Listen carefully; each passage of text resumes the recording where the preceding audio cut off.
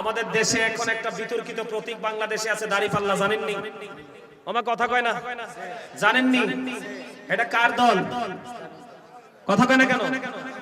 এটা জামাতের দল। ইসলাম বলবেন না, ইসলাম বলবেন না, জাস্ট শুধু জামাত বলবেন, কারণ তাদের মধ্যে ইসলামের ন্যূনতম গান নাই। কথা বলেন না কেন?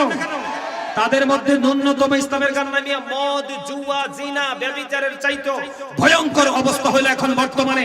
আজকে দেখি ফেনী সোনাগাজীতে মহিলারা তালিম করাচ্ছে, খেয়াল করেন। এখন আমার তাৎক্ষণিক মনে হয়েছে মহিলারা তালিম করাচ্ছে।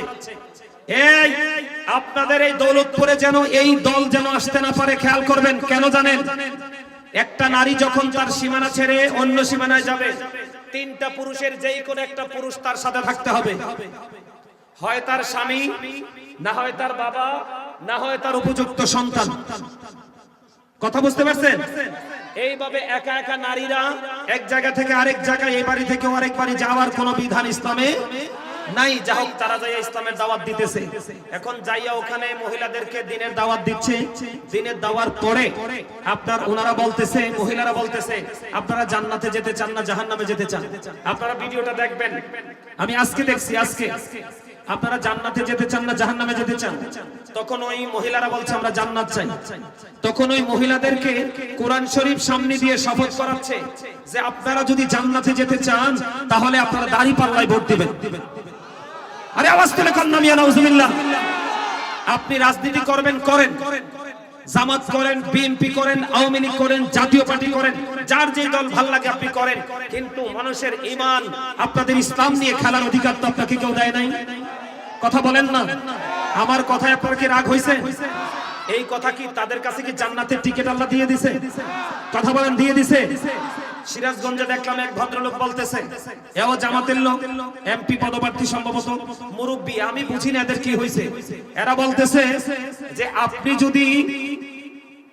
আপনি যদি দাড়িপাল্লাকে সাপোর্ট না করেন তাহলে আপনার ওয়াজ শোনার কোনো অধিকার নেই, আপনি মাহফিলে আসবেন না। কি অদ্ভুত আচরণ! এগুলো বিশ্বাস করলে মান থাকবে? কয়দিন আগে ফেনীতে মারামারি হয়েছে, ফেনীতে মারামারি হয়েছে। এক ভদ্রলোক বলতেছে ও জামাতে, ওই ভদ্রলোক বলতেছে মসজিদে যদি কি করা না যায়, মসজিদে যদি রাজনীতির আলাপ করা না যায়, মসজিদে আযান চলবে না, কোরআন তেলাওয়াত চলবে না। নাউজুবিল্লাহ বলেন। সম্মানিত উপস্থিতি, আমি গতকালকের ওয়াজে মসজিদ নিয়ে আলোচনা করেছি। এদিক তাকান।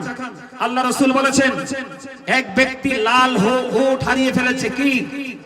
এক ব্যক্তি লাল ওট হারিয়ে ফেলেছে। নবীজি নামাজরত অবস্থায় এক ব্যক্তি মসজিদে এসে ডেকে ডেকে বলছে, তোমরা কেউ কি আমার লাল ওটটা দেখেছো?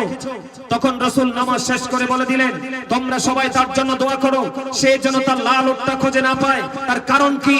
কারণ তার লাল ওটের তালাশ করার জন্য মসজিদ বানানো হয় নাই, মসজিদ বানানো হয়েছে আল্লাহর জিকির করার জন্য। ঠিক কিনা বলেন? আর যারা বলেন। সম্মানিত উপস্থিতি, ইয়া রাসূলুল্লাহ, আমার এখানে আপনারা জামাতের ভাইরা থাকতে পারেন, আমি আপনাদেরকে হাত জোর করে বিনীতভাবে বলছি, আপনি রাজনীতি করবেন, আপনি রাজনীতির ধারায় থেকে রাজনীতি করেন। ঠিক কিনা বলেন? কিন্তু ইসলাম নিয়ে, মুসলমানের ঈমান নিয়ে কি করতে পারবেন না। আমাকে প্রশ্ন করা হয়েছে, হুজুর আপনার হা না ভোট নিয়ে আপনার কি মন্তব্য? আমাকে বলা হয়েছে বাংলাদেশে গণভোট হবে, হা না হবে। হানা ভোট নিয়ে আপনার কি মন্তব্য? আমি হানা ভোটের পক্ষে নই। কেন হানা ভোটের পক্ষে নই আমি আপনাকে বলি। আপনি যদি হায়ের পক্ষে দেন তাহলে তারা সংস্কার করবে। কথা বলেন। আর যদি আপনি নায়ের পক্ষে দেন তাহলে তারা কি করবে? সনদ বাতিল হয়ে যাবে। কেন আমি হানা ভোটের পক্ষে নই আমি বলি, এটা আপনাদের জেনে রাখা দরকার। সম্মানিত উপস্থিতি, আমাদেরকে বলবে আমরা মূর্খ, আমরা বুঝি না। এই দেশ আপনার না, শুধু আমাদের সবার। ঠিক কিনা বলেন? এই দেশে যত শ্রেণীর মানুষ আছে সবারই বাংলাদেশ। ঠিক কিনা বলেন? এই মহান মুক্তিযুদ্ধের মাধ্যমে আমরা বাংলাদেশ পেয়েছি। ঠিক কিনা বলেন? এই দেশ আমার, আপনার সবার। দেশকে নিয়ে ভাবার দরকার সবার আছে। তার কারণ হলো I love my country and countries people. আমি আমার দেশ এবং দেশের মানুষকে ভালোবাসি, এটা আমার প্রেম। ঠিক কিনা বলেন? সম্মানিত উপস্থিতি, আমার দিকে তাকান। এই শেখ হাসিনা নামার পরে বাংলাদেশে অসংখ্য মাজার ভাঙা হয়েছে। যারা আজকে হানা ভোট নিয়ে মাঠের মধ্যে তোড়জোড় চালাচ্ছে, তারা একটা মানুষও কিন্তু মাজারের পক্ষে কথা বলে নাই। অথচ এই বাংলাদেশের জন্ম দিয়েছে, ইসলাম এনেছে, তাওহীদ এনেছে কারা? আল্লাহর ওলিরা। ঠিক কিনা বলেন? আরো জোরে বলেন। সংবিধানে বিসমিল্লাহ সালের যে সংস্কার, এই সংবিধানের মধ্যে বিসমিল্লাহ থাকবে কিনা? আমরা আল্লাহর হুকুমে বিশ্বাস করি, আল্লাহর আইনে আমরা বিশ্বাসী, এই সংবিধানের মধ্যে এটা থাকবে কিনা এটা আমাদেরকে আগে জানতে হবে, তারপরে আমরা ডিসাইড করবো আমরা হ্যাঁ না ভোটে কোনটা দিব। কথা বলেন না কেন? আরো জোরে বলেন, আরো জোরে। সম্মানিত উপস্থিতি, এই যে কয়েকদিন আগে একটা ছেলেকে হত্যা করা হয়েছে, হাদিকে মারা হয়েছে না? কথা বলেন না কেন? হাদিকে মারা হয়েছে, হাদির বিচার হয়েছে। এই রিসেন্ট একটা যুবক ছেলে মারা গেছে, যুব দলের একটা নেতা মারা গেছে, গুলি করে তাকে মেরে ফেলেছে, তার বিচার হয়েছে। তো কিসের সংস্কার? আমার কথা আপনারা বুঝতে পারছেন? কি সংস্কার করবেন? আজকে কতদিন যাবত গ্যাস নাই, গত পরশুদিন আমার বাসায় গ্যাস নাই, সারা দিন আব্বা খোঁজে, বিকেল বেলা কোত্থেকে গ্যাস সিলিন্ডার আনছে। কোথায় গেল? এটা আমাদের খনিজ সম্পদ, কোথায় গেল? কথা কি বুঝতে পারছেন? সম্মানিত উপস্থিতি, ঈমানটা ধরে রাখা অত্যন্ত মুশকিল, অত্যন্ত ভয়ঙ্কর। এই জন্য আপনাকে আমাকে সচেতন হতে হবে। এই দেশ বাঁচাতে হলে আপনার সবাইকে ঘুম থেকে জাগতে হবে। আবেগ দিয়ে আমরা কাজ করতে চাই না, এই দেশের জন্য সবাই মিলে কাজ করতে চাই, তবে বিবেক দিয়ে। ঠিক কিনা বলেন? আরো জোরে বলেন।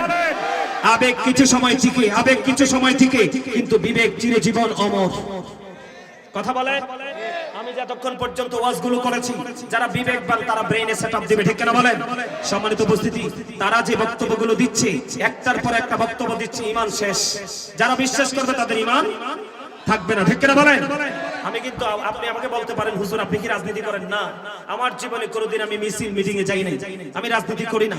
কিন্তু যখন দেখলাম যে তারা মুসলমানের ঈমান নিয়ে ছিনিমিনি শুরু করেছে, তখন তো আর কথা না বলে উপায় কথা বলেন, উপায় আছে। এই জামাতের একজন নেতা এমপি প্রার্থী, তার নাম ফয়জুল হক না কি জানি, সঠিক বলতে পারবো না। সে একটা উঠান বৈঠকে গেছে মানুষকে দিনের দাওয়াত দিতে। কি দিতে? যাইয়া বলতেছে সে সারা জীবন পাপ করছে, কিন্তু এখন যদি সে বিড়ি টানতে টানতে, স্মোকিং করতে করতে কেউ কি যাইয়া বলে যে তুমি দাঁড়িপাল্লায় ভোট দাও, এই কথাটা বললেই নাকি তার সব গুনাহ মাফ। কথা বলেন, এগুলো কি মুসলমানের কথা? এই মদ, জুয়া, জিনা, ব্যভিচার, গান, বাদ্যযন্ত্র, এইগুলোর পাশাপাশি আমাদেরকে এই জায়গাগুলোতেও সচেতন থাকতে হবে। ঠিক কিনা বলেন? সম্মানিত উপস্থিতি, আমার সময় শেষ, আমি নেমে যাব।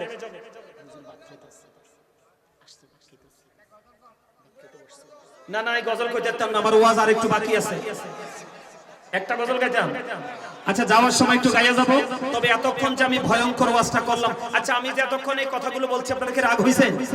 জামাতের সাথে আমার ব্যক্তিগত কোনো দ্বন্দ্ব নাই, কোনো মারামারি নাই, কোনো কাটাকাটি নাই। তারাও আমাদের মানুষ, আমিও এই দেশেরই মানুষ। এই আমিও যদি অন্যায় করি, জামাতের লোক আমাকে বলে দিক যে ভাই তোমার এটা ভুল, আমি মেনে নিব। কিন্তু তুমি তোমার ভুলটা মেনে নিতে পারো না কেন? কথা বলেন না কেন? তুমি যখন ভুল করবা তুমি বলো না কেন আই এম রিয়েলি সরি? কিন্তু তোমরা তো সরি বলো না, উল্টা প্রতিবাদ করলে তুমি বলো এটা অমুকের দালাল। আরে কি আজব বাংলাদেশ! কথা বলেন না কেন? আপনারা মানেন বা না মানেন, আমি আপনাদেরকে বলে দিতে চাই, আমরা সবাই সচেতন থাকতে হবে। ঠিক কিনা বলেন? আমরা মুসলমান হিসাবে প্রথম আমাদের ঈমান, এই বক্তব্য বিশ্বাস করলে আমাদের ঈমান থাকবে না। থাকবে? আরো জোরে বলেন, থাকবে? থাকবে না। সবচেয়ে বেশি মজার খবর কোনটা জানেননি? বলবো? সবচেয়ে বেশি মজার খবর হলো, আমরা যখন মিলাদুন্নবীতে নবীজির মিলাদুন্নবী করি, তখন কিন্তু তাদের দলের আলেমদের কিন্তু ঘুম হারাম হয়ে যায়, কখন আমাদেরকে বেদাতি বলবে। ঠিক কিনা বলেন? কিন্তু কোরআন হাদিসে মিলাদের দলিল আছে, তারা মানে না, এজন্য তারা বেদাত ফতোয়া দেওয়ার জন্য ভোর বেলা উঠে বসে থাকে মিডিয়ার সামনে। কিন্তু এখন কি আমাদের এই মৌলবী ভাইগুলা কি নোটের কাছে বিক্রি হয়ে গেল? আপনারা দেখেন তাদের কিন্তু প্রতিবাদ নাই, চুপ হয়ে গেছে না? তাহলে কি হয়ে গেল? নোটের কাছে বিক্রি। আমরা আহলে সুন্নাত ওয়াল জামাত সকালে যেটা বলি, বিকালেও সেটা বলি। আমার পূর্বপুরুষ যেটা বলছে আমরা এখনো সেটা বলি। আরো ভয়ঙ্কর খবর, আমার দিকে তাকান।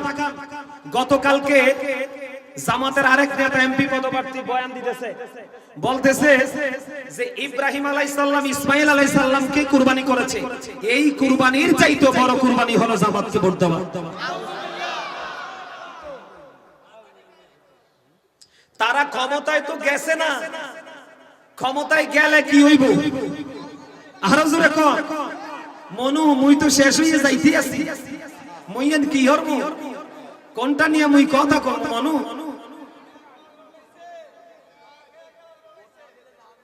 সম্মানিত উপস্থিতি, তা আমি তাদেরকে, জামাতের যারা বড় বড় লিডার আছেন, আমি আপনাদেরকে বলবো এই পাগলগুলোকে থামান, এখনই থামান, না হয় যতটুকু সম্মান আছে ততটুকু জাতির কাছে হারিয়ে ফেলবেন। কারণ বাংলাদেশের মানুষ অত স্টুপিড না যে আমি বললেই মেনে নিবে। কথা বলে না কেন? কোন মুরব্বীরা হাত তুলবেন না। আমি আমার যুবক ভাইদেরকে বলছি, তারা কিন্তু কোরআন হাদিসের সাথে সম্পৃক্ত নয়। যুবক ভাইরা, তোমরা বলো, নিরপেক্ষভাবে তোমরা বলো, মুসলমান হিসাবে এই বক্তব্য কি তোমাদের বিবেকের কাছে কি গ্রহণযোগ্য মনে হয়? এই যে কথাগুলো বললাম, তারা যে বক্তব্যগুলো দিয়েছে, এই বক্তব্য কি গ্রহণযোগ্য? এটা মানার মতো? যে জীবনে ইসলাম কি বুঝে না সেও এগুলো মানতে পারবে? অত্যন্ত কষ্টজনক কথা, এটা মুসলমান ধ্বংস হওয়ার মতো কথা। আমরা তাদেরকে হেদায়াত আল্লাহ দান করুক, জোরে বলেন আমিন। এবার আসেন বন্ধু, এই যে যারা বন্ধু কি করতেছে, এই মানুষের ইমান নিয়ে শুনে মিনে খেলতেছে শুধুমাত্র দুনিয়ার ভোটের জন্য, চেয়ারের জন্য। চেয়ার কিন্তু চিরকাল অমর হয় না। আমরা দুনিয়ার লোভে পড়ে, দুনিয়ার প্রেমে পড়ে বন্ধু আমরা এত অন্যায় অপরাধ করতেছি, আমাদের জন্য ভয়ঙ্কর আযাব। এই অন্যায়গুলো থেকে আমাদেরকে বেঁচে থাকতে হবে, অন্যথায় জাহান্নামে যেতে হবে। আপনারা আমার প্রাণের রাসূল বলে দিয়েছেন বন্ধু, জাহান্নামের আগুনটাকে আমার আল্লাহ বন্ধু 1000 বছর তাপ দিছে, আগুনের রং হয়ে গেছে সাদা। আর 1000 বছর তাপ দিয়েছে, আগুনের রং হয়ে গেছে লাল। আরো 1000 বছর তাপ দিয়েছে রে, রং হয়ে গেছে বন্ধু কালো। আমি আপনাদেরকে বলে দিতে চাই, ও বন্ধু, এই জাহান্নামের আগুন এই সর্বস্তরের অপরাধীর জন্য আমার আল্লাহ বরাদ্দ করে রেখেছে। আগুনটা তো ভয়ঙ্কর হবে, পৃথিবীর আগুনের চেয়ে 70 গুণ বেশি পাওয়ারফুল হবে বন্ধু। শুধু তাই নয় রে, সবচেয়ে বেশি কম আযাব হলো আগুনের একটা জোড়া জুতা পরিয়ে দেওয়া হবে। মাথার মগজটা বন্ধু উত্তপ্ত হয়ে যাবে, টকবক টকবক করে উঠতে থাকবে। মানুষগুলো সেদিন কাঁদতে থাকবে, মানুষগুলো সেদিন চিৎকার করতে থাকবে।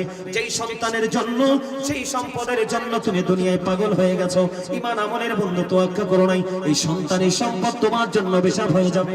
আমার আল্লাহ কোরআন শরীফের 19 পারা সূরা শুআরার 88 নম্বর আয়াতে বলেছেন, ইয়াউমা লা ইয়ানফাউ মালু ওয়ালা বানুন।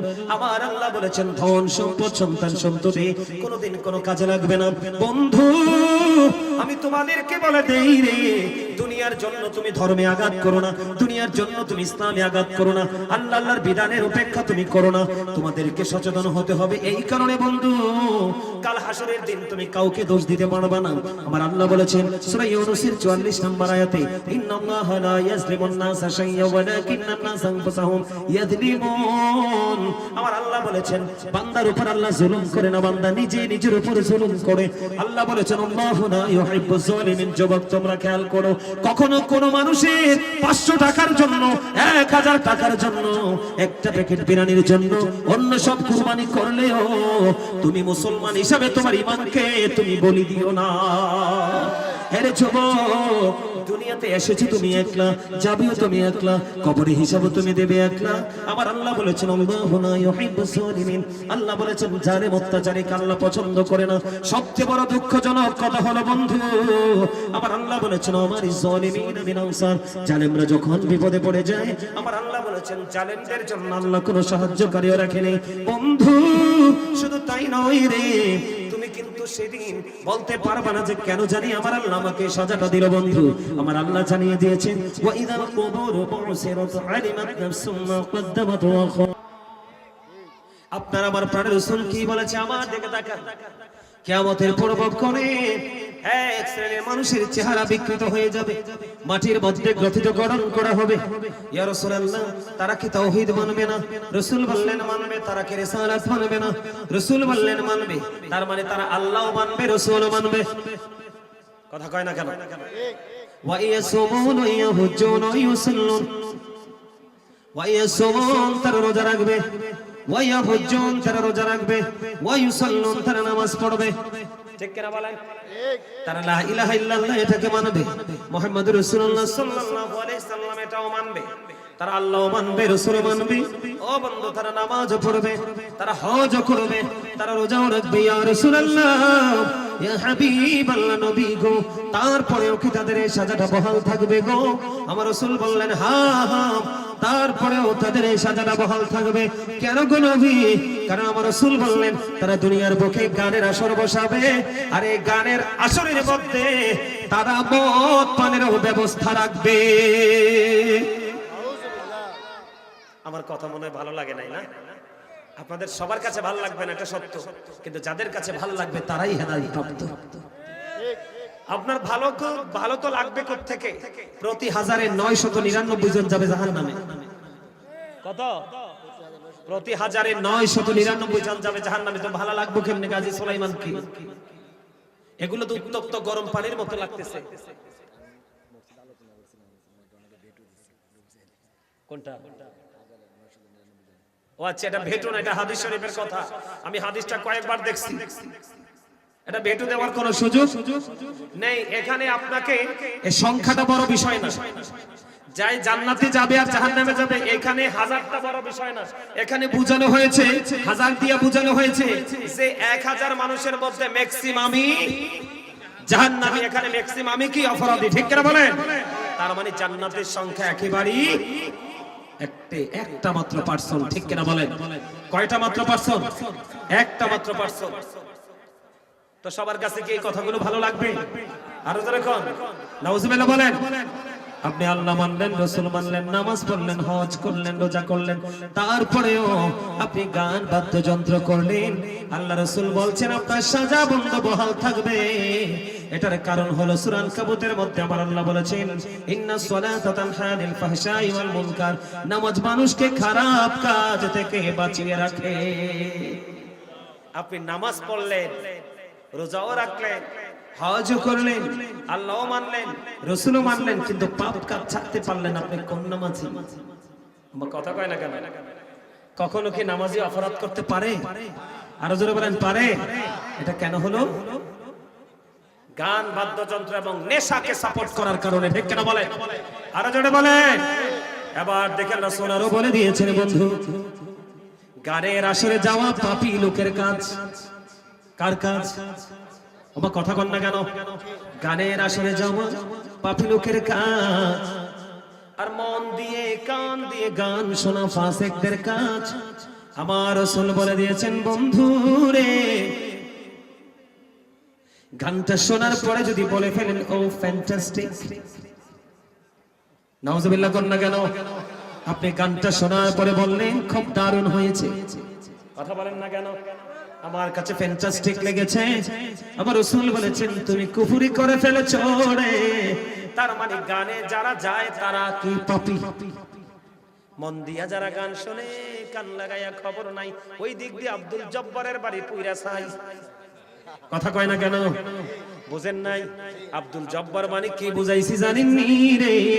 আসলে আব্দুল জব্বারের বাড়ি তো নয়, আপনি কান দিয়া গান শুনতেছেন রে, ওই দিক দিয়ে আপনার ঈমান এবং আমল পুইরা ছাই। কথা কয় না কেন? আর জোরে হিসাব বুঝতে পারছেন নি? আর কানটা শোনার পরে বললেন খুব দারুণ লাগছে, মজা লাগছে। এই মজা মানি হলো বন্ধ কুফরি, কারণ এটা কোরআন এবং হাদিস সমর্থন করে না। জোরে জোরে কন্যা নাউজুবিল্লাহ। এখন এই গানের আসর বসায় কে? সমাজের ম্যাক্সিমাম ধনী মানুষ। আমার কথা কয় না? কিও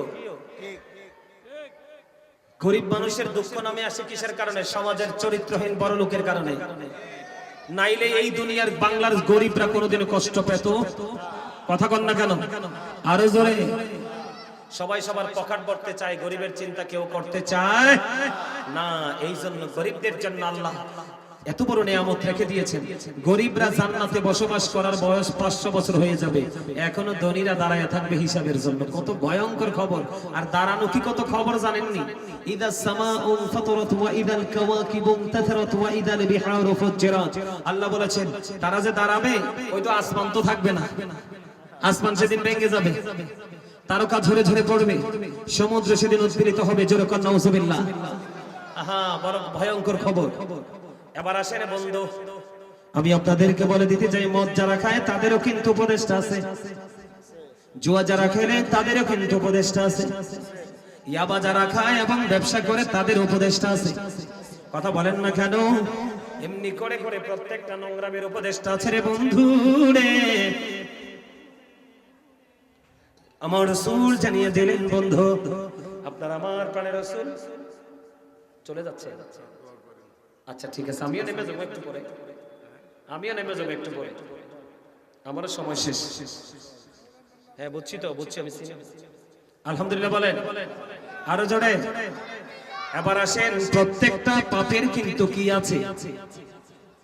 উপদেষ্টা আছে, মানে সহকারী আছে, ঠিক কিনা বলেন? সবচেয়ে বড় ভয়ঙ্কর বিপদ হলো বন্ধু, আপনার আমার প্রাণের রাসূল তিনি জানিয়ে দিয়েছেন, তুমি অপরাধ জানার পরেও তাকে সমর্থন করছো 2 টাকার জন্য, সুবিধার জন্য। আমার আপনার প্রাণের রাসূল বলেছেন, এতগুলো অন্যায় করো, এতগুলো অপরাধ তোমার চোখের সামনে কন্টিনিউ হলো, তুমি কোনোদিন প্রতিবাদ করোনি, তুমি কোনোদিন প্রতিহত করার চেষ্টা করোনি, তোমার অবস্থাটা কেমন হবে বন্ধু আমি আপনাদেরকে বলে দেই। আল্লাহ রাসূল বলেছেন, অপরাধ জানার পরেও বোঝার পরেও তুমি সাপোর্ট দিয়ে গেলে রে, আমার রাসূল বললেন তুমি যেন মুসলমান থেকে খারিজ হয়ে গেলে।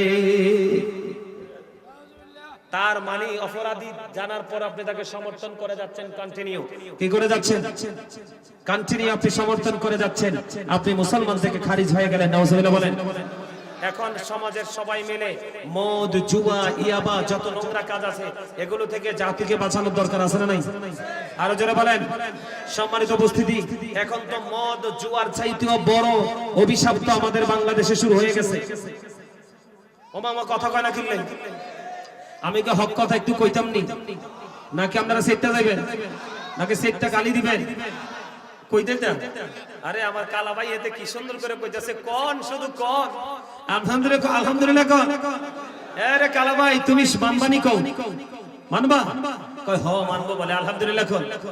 আজকে প্রায় 12টা 1টা বাজবে। কয়টা?